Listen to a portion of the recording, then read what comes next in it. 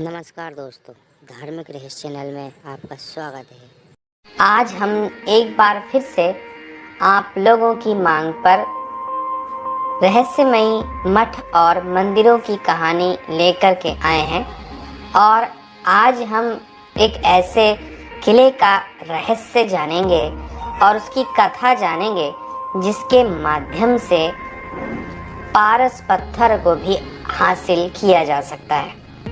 क्या है रहस्य और क्या है कथा, चलिए शुरू करते हैं। आप लोग माता करौली को जानते ही होंगे। करौली राजस्थान में एक स्थान है जहां पर कैला देवी विराजमान है। यह स्थान बहुत ही प्रसिद्ध है। इस पर मैंने पहले भी एक मठ और मंदिरों की कहानी बनाई थी। यह स्थान विशेष रूप से कुल देवी के रूप में यदुवंशी राजाओं का स्थान भी माना जाता है। यदुवंश यानी यादव वंश से जुड़े हुए कई राजा हुए जिनके ऊपर माता कैला देवी का आशीर्वाद रहा। इन्हीं से जुड़ी हुई एक प्रसिद्ध कहानी है। जैसा कि हम लोग जानते हैं कि करौली के पास ही प्राचीन समय में एक प्राचीन मठ हुआ करता था और इस मठ में विभिन्न प्रकार के लोग अपनी तांत्रिक साधनाएं किया करते थे। पास की ही रियासत से एक तांत्रिक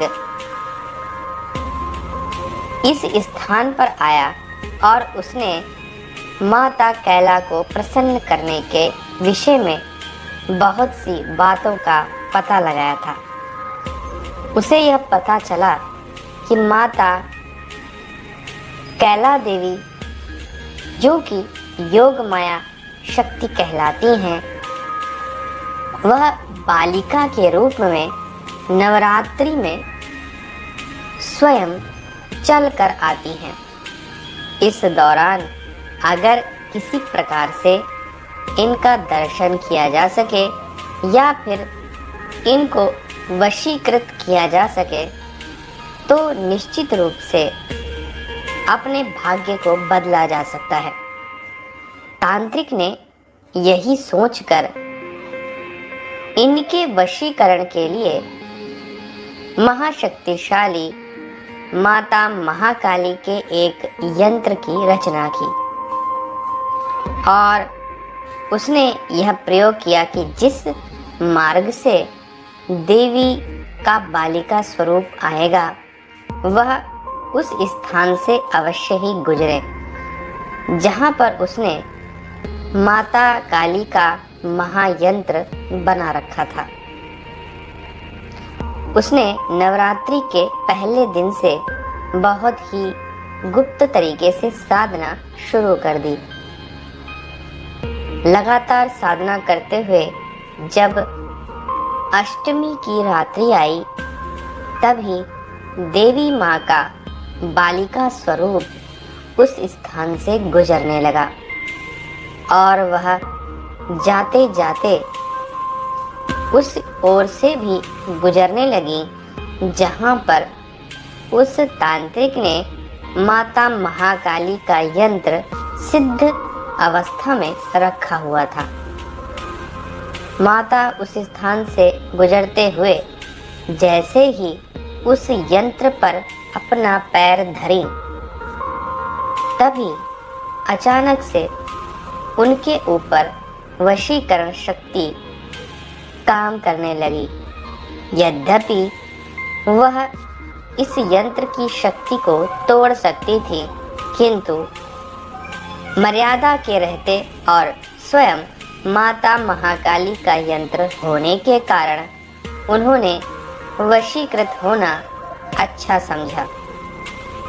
अब वह उस स्थान पर बैठ गई जहां पर माता महाकाली का वशीकरण यंत्र बना हुआ था। तांत्रिक अपनी साधना से उठकर भागा, क्योंकि उसे पता चल चुका था कि देवी स्वयं यंत्र पर विराजमान हो गई हैं।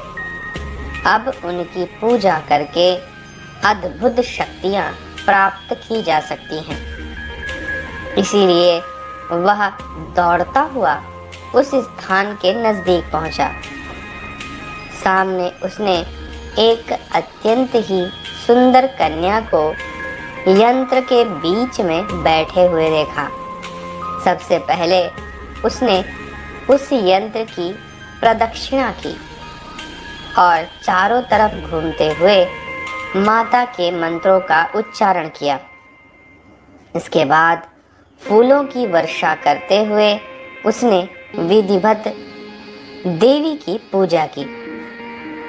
देवी कन्या रूप में हंसकर कहने लगी, तूने तो मुझे बांध दिया है, अब बता किस प्रकार मैं यहाँ से बाहर निकलूंगी। तब तांत्रिक ने कहा, माँ, मैं आपसे कुछ प्राप्त करना चाहता हूँ, इसी कारण से आप मेरे बंधन में हैं।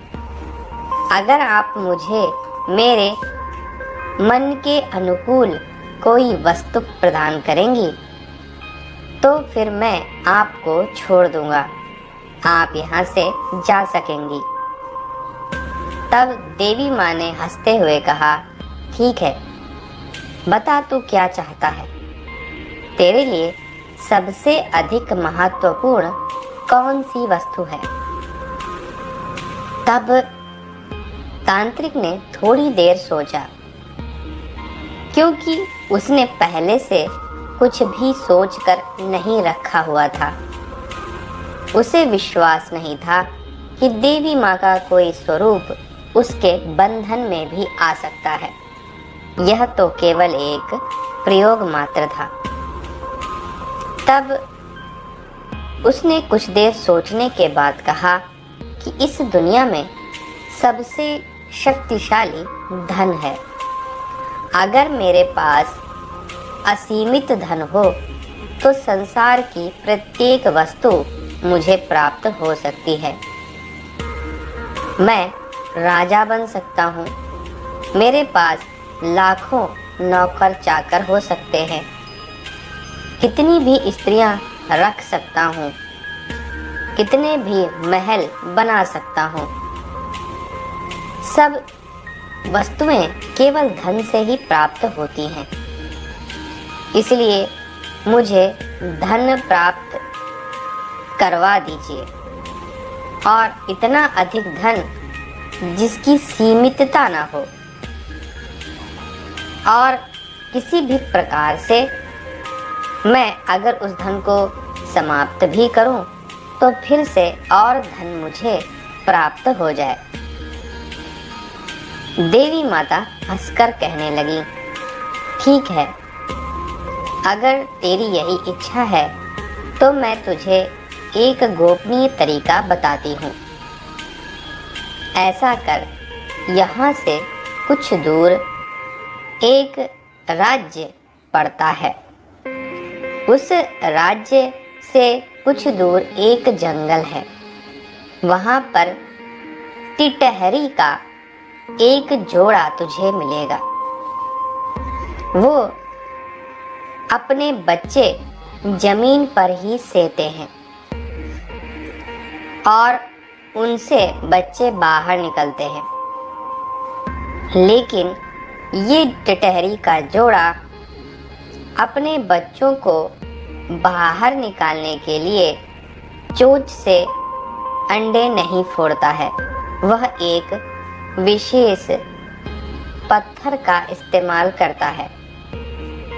जब वह टिटहरी का जोड़ा अपने बच्चों को अंडों से बाहर निकालने के लिए उन्हें फोड़ेगा, तब जिस पत्थर का इस्तेमाल वह करेगा उस पत्थर को तू लेकर आना। मेरे इसी स्थान पर तू रख देना और वह पत्थर एक दिव्य पत्थर में बदल जाएगा। फिर तू जितना चाहे उतना धन प्राप्त कर सकता है। माता की बात सुनकर उस तांत्रिक ने कहा, माता, जब तक मैं पत्थर नहीं लेकर आता तब तक आप इसी स्थान पर विराजमान रहें। इस प्रकार वह तांत्रिक उस राज्य की रियासत की ओर बढ़ चला और वहां पहुंचकर कुछ ही दूर पर उसने जंगल में धीरे धीरे घूमकर उन टिटहरी के जोड़ों को देख लिया। दोनों बहुत ही अधिक सुंदर और दिव्य लग रहे थे। यह साधारण टिटहरियां नहीं थी, इसलिए उसने सावधानी पूर्वक उनका पीछा किया। थोड़ी देर बाद जमीन में बने उनके घोंसले को उसने देखा, जिनसे बच्चे बाहर नहीं निकल पा रहे थे। तब टिटहरी में मादा उड़कर एक झील के पास गई और वहां से एक पत्थर उठाकर लेकर आई और उसने उस पत्थर से जब अंडों पर मारा तो अंडों में छेद हो गया और उसके बच्चे वहां से बाहर निकल आए। तांत्रिक वहीं खड़ा यह सारी घटना देख रहा था। उसने वहीं रुककर इंतजार करना अच्छा समझा। इस प्रकार जब अगले दिन टिटहरी के सारे बच्चे उनके अंडों से बाहर निकल आए, तब टिटहरी का जोड़ा उनके लिए भोजन लेने बाहर चला गया। यही वह मौका था जब तांत्रिक ने जाकर उन टिटहरी के बच्चों को हटाकर वहां पड़े उस दिव्य पत्थर को ले लिया और इस प्रकार उसने वह पत्थर प्राप्त कर लिया। लेकिन जब भाग्य में कोई ना कोई संकट हो तो कोई भी वस्तु आसानी से प्राप्त नहीं होती है।